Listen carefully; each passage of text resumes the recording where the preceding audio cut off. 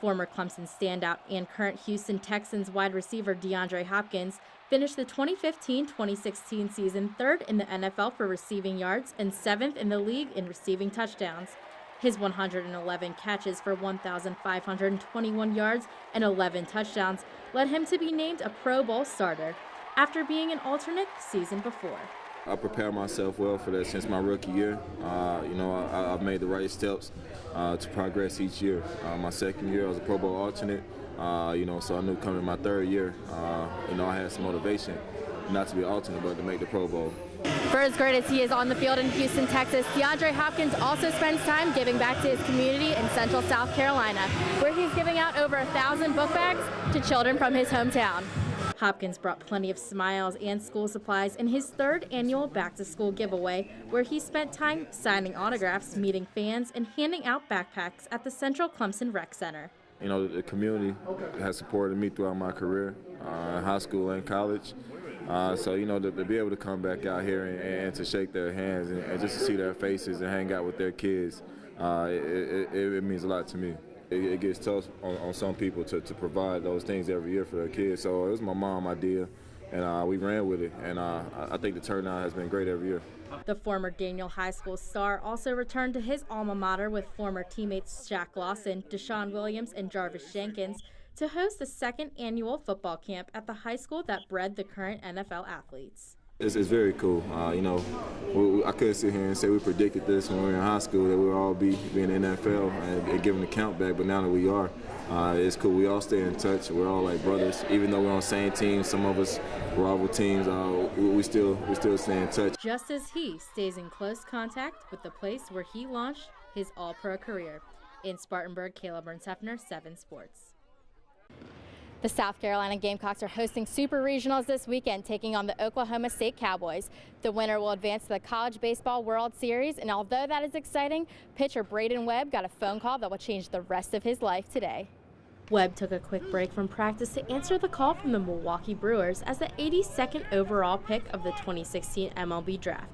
He was later named the starting pitcher for the first game against Oklahoma State. It's those kids' dreams to have a chance to play in Major League Baseball or have a chance to reach the majors, and getting drafted is a huge day for those guys. And I certainly wanted to make sure that they got a sense of enjoyment out of it. Oklahoma State pitcher Tom Hatch was also drafted by the Chicago Cubs as the 104th overall pick, but head coach Josh Holliday was vocal in his dislike of his players getting drafted before playing in the Super Regionals. Now, is that a good system? No, it's horrible.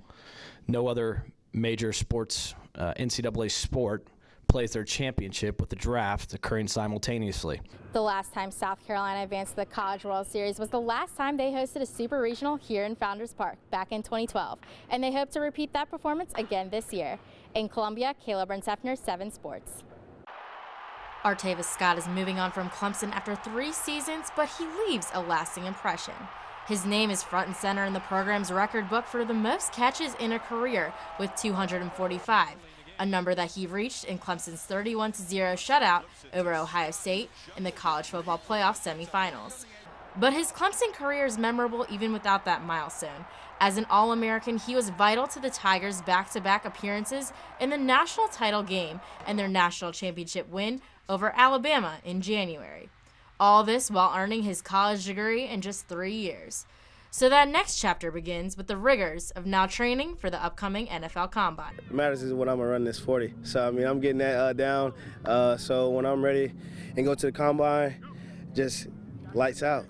While preparing for the upcoming 2017 NFL Draft in his home state of Florida, Scott took time to come back to the upstate to train the next generation of football greats. Just days after becoming the first true junior to compete in the Senior Bowl, Scott hosted a football camp in Greenville, which brought plenty of smiles to his fans.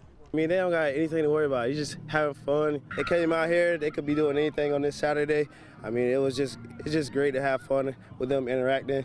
Enjoying it. Scott said he wanted to help the young athletes just like he was helped along the way. It's always good learning from someone else. I know a lot of people who's helped me along the way, and it's just good for me to just help them and give them opportunity just to be around me and just see what I have to offer, and hopefully they can take some things away and use it. And he plans to continue to come back to the community where he had his record-breaking career. In Greenville, Kaila Burns-Heffner, 7 Sports. After nearly a decade of trying, Team Aruba finally brought home an IHRA Pro Stock victory at the Canadian Nationals last week. Win or lose, I get pushed back in the seat and I get to go 220 miles an hour. And it's frustrating when you lose, but the guys at the starting line don't get to feel that rush. And so when they win, that's when they get the adrenaline rush. You'd think with a name like Team Aruba, this race team may be based out of somewhere tropical. However, it's actually headquartered here in Union, South Carolina. And it all began with a conversation between Aruba native Van Eman and Bruce Morgan from Union County.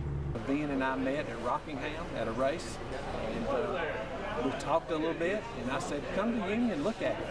And we might have something that interests you. And he come to Union and fell in love with it, and he's been here ever since. Team Aruba has 2 races left in the season and hopes to close the 3-point gap to bring home its first championship. It just means everything to me. It's just a dream of mine. It has been for many years.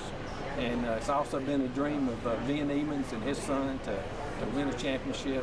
The last race will take place the weekend of September 23rd as Team Aruba tries to take down reigning champion Kerry Goforth. In Spartanburg, Kaila Burns-Heffner, 7 Sports.